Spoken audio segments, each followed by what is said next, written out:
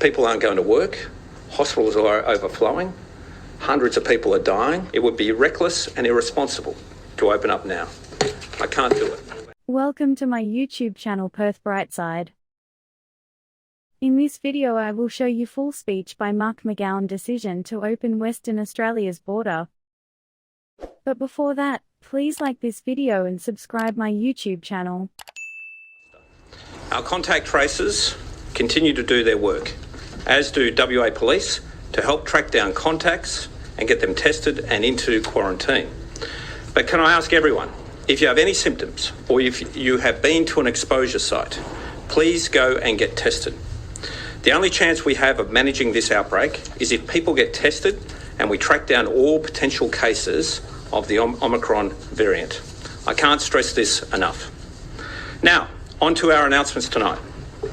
Our Safe Transition Plan, which I first announced in November, was developed based on the impact of the Delta variant, which was prevalent in the eastern states for 6 months since it first emerged in New South Wales in June last year.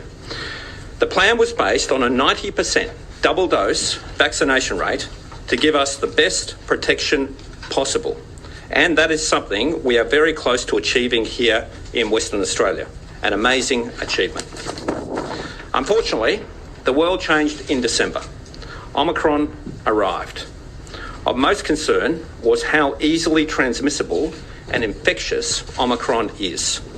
Unfortunately, even double dose vaccinated people aren't strongly protected against Omicron. Since the beginning of this year, other states and territories with widespread community transmission have been hit by a massive surge in cases. There's been a surge in hospitalisations around Australia, with an average of almost 5,000 Australians hospitalised a day since the start of the year with COVID. Since the first Omicron case was detected in Australia on December 8, there's been a 902% increase in hospitalisations in Australia, an increase of 902%. And sadly, this year alone, just 19 days into 2022, we have seen 664 Australians lose their lives to COVID.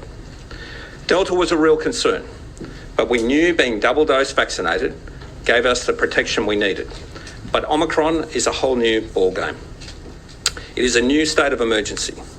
We can't just shut our eyes and hope that it's different, because the facts tell us it is. Allowing hundreds or thousands of Omicron-infected people to fly straight into Perth from February 5 with no testing, no quarantine and no public health measures would cause a flood of COVID across our state.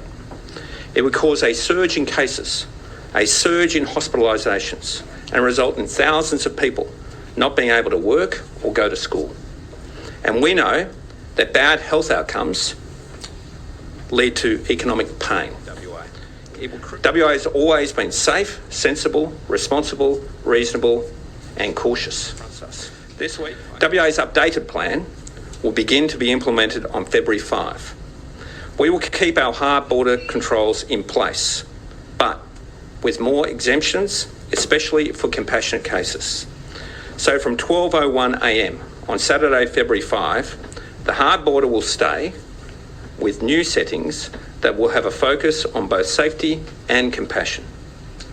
Under the new settings, approved travellers are permitted to enter WA with testing and quarantine under the new expanded exemption criteria, which include returning West Australians with strong recent connections or with direct, legitimate family connections with WA. Compassionate grounds, including funeral, palliative care or terminally ill visitation. People entering for urgent and essential medical treatment. People entering WA for reasons of national and state security. People with specialist skills not available in WA. Commonwealth and state officials, members of parliament, diplomats. And people required to attend court matters and other special considerations will be given to those extraordinary circumstances determined by the State Emergency Coordinator or Chief Health Officer. Now, if you're coming from interstate as an approved traveller, you will need to meet the following requirements. Be an approved G2G pass traveller under new exemption criteria. Be triple dose vaccinated if you're eligible for your third dose. Return a negative pre-departure rapid antigen test 24 hours prior to departure by uploading your result as part of your G2G pass application. Undertake 14 days of self-quarantine at a suitable premise. And this means if there are people in the same premise with you, these household members must also self-quarantine for the same duration and follow the same requirements. You'll also need to have PCR testing within 48 hours of arrival and on day 12 of self-quarantine. And everyone at the self-quarantine premise is subject to mandatory use of G2G now, and in-person checks will be undertaken by West Australian Police as and when required. Additional requirements are in place for domestic road travel to keep WA safe, including entry via the Kununurra border will only be for transport, freight and logistics and border community residents. For international travel into WA, entrance will be permitted if they meet the Commonwealth requirements to enter Australia under the arrivals cap, are an approved G2G pass traveller under the new exemption criteria, undertake 14 days of mandatory quarantine.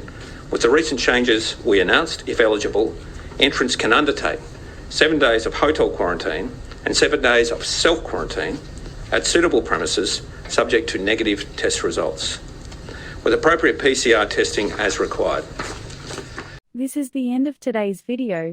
I hope you like it. Please press like and subscribe the channel for more updates.